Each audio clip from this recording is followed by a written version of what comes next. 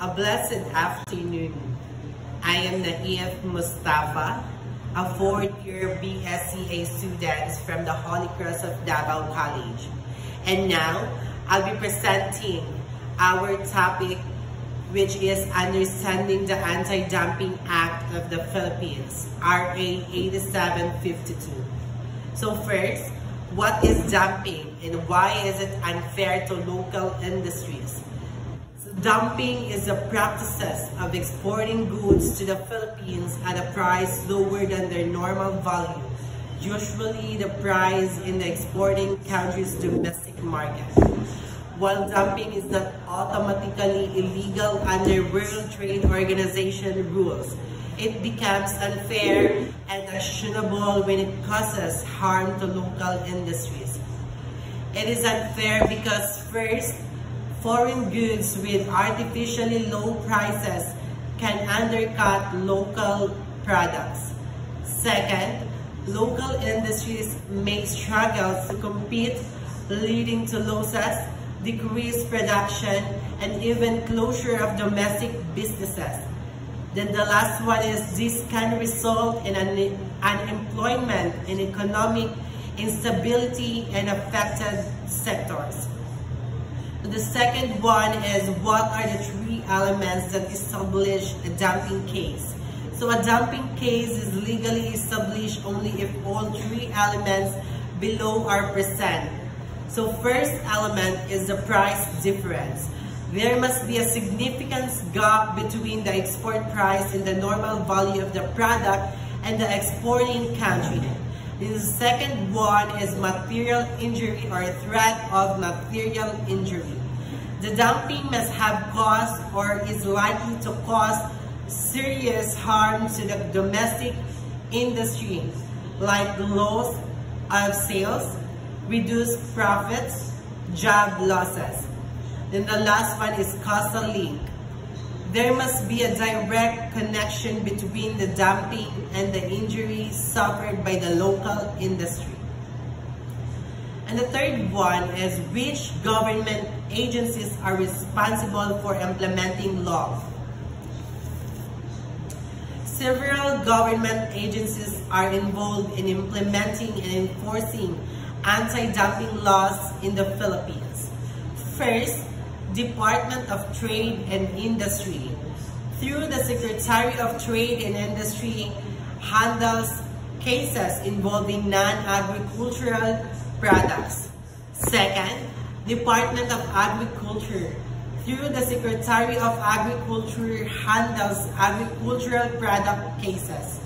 Third, Department of Finance, involved in the review and endorsement of anti-dumping cases. So, cite one actual or documented case of anti-dumping in the Philippines or ASEAN like cement, steel, and ceramic tiles. So, I explained how the case was handled and its effect on local industry. So, the actual documented of anti-dumping is Anti-Dumping Investigation number 99-04. Report of findings on the anti-dumping protest against the importation of polypropylene resins. HS heading number is 3902-1000 from Korea under Section 301 of the Tariff and Customs Code as amended by RA 8752, Anti-Dumping Investigation number 99-04. So in February 99, Petrocorp and JG Summit filed an anti-dumping complaint against the importation of polypropylene resins from South Korea, claiming the products were sold below fair value and harming local industry. The Department of Trade and Industry, through its Bureau of Imports Service, found sufficient evidence to initiate formal investigation.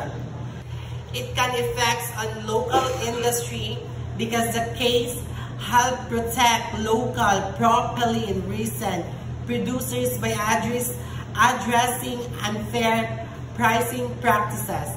However, it may have increased costs for downstream industries that rely on imported propylene resins.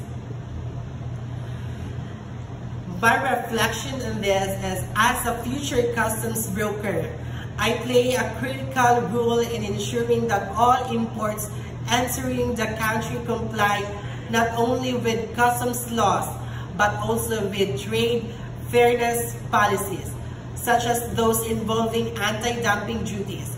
When dealing with imported goods that are subject to anti-dumping measures, I believe it is my responsibility to be vigilant, transparent, and ethical in my work. First, I must fully understand the legal implications of anti-dumping laws, including how they protect local industries from unfair foreign competition. Cases like the anti-dumping investigation number 9904 involving polypropylene resins from South Korea show how dumping can threaten the survival of domestic producers.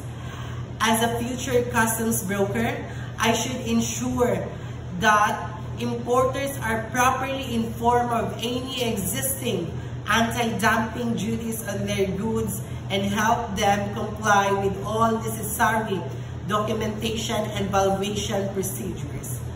And second, I must avoid assisting or becoming involved in any practices that misdeclare, undervalue, or misclassify imports to avoid paying anti-dumping duties. Doing so not only undermines fair trade but also contributes to the same economic harm that anti-dumping laws are designed to prevent. Moreover, I believe in the importance of striking a balance, protecting local industries while also supporting legitimate trade. It is not just about following the rules, it is about supporting a trading environment where local and foreign businesses can compete fairly without abuse of the system. And lastly, upholding fair trade is a reflection of my professional integrity.